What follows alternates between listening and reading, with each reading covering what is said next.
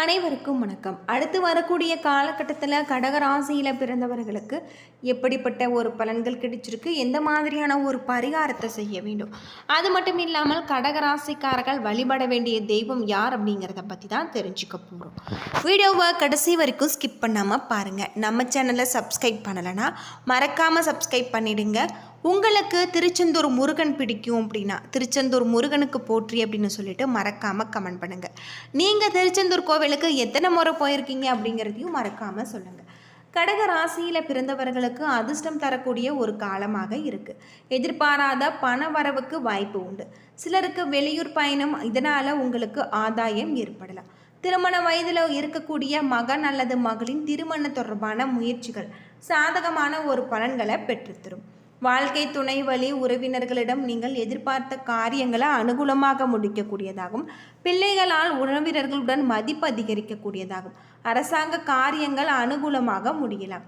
தந்தையுடன் எதிர்பார்த்த பண உதவிகள் உங்களுக்கு கிடைச்சிருக்கு. உங்களுடைய வழக்குகளில் சாதகமான ஒரு போக்கு காணப்படும். அலுவலகத்தில் பணி சுமை அதிகரிக்கக்கூடியதாகும்.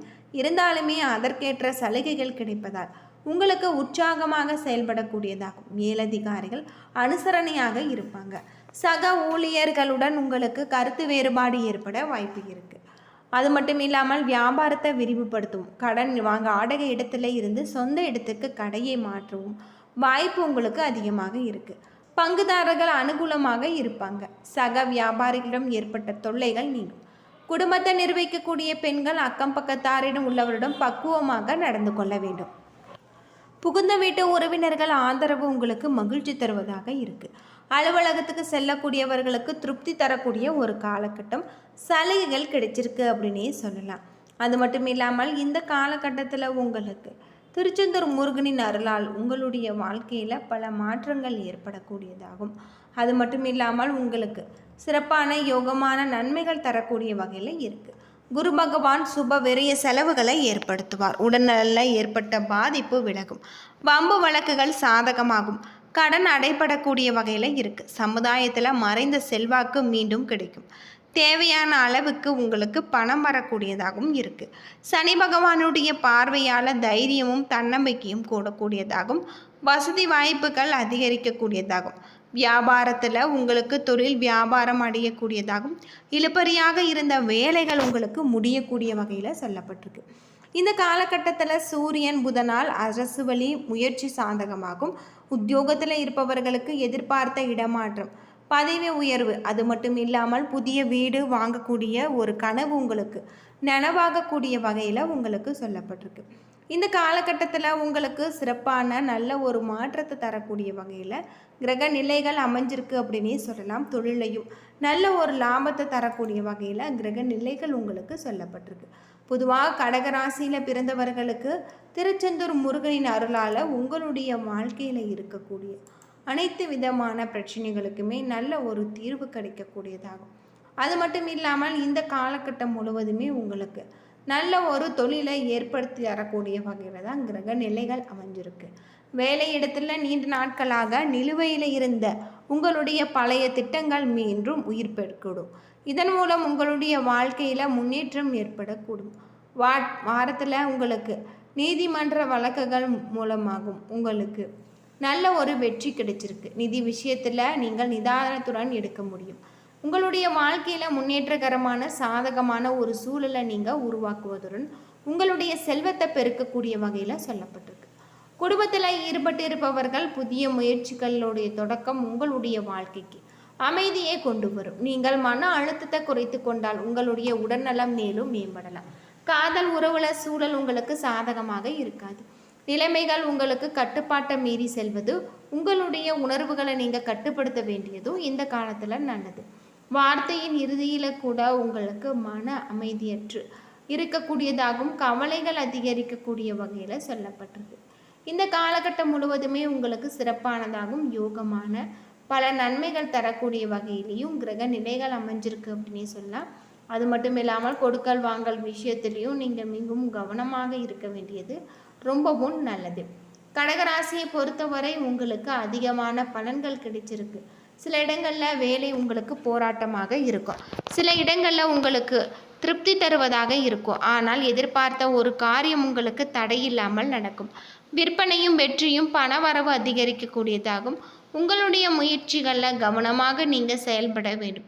குடும்பத்தில் இருந்து வந்த சிரமங்கள் குறையும். அது மட்டும் இல்லாமல் பிள்ளைகளால் உங்களுக்கு மன நிம்மதி உண்டாகக்கூடியதாக இருக்குது.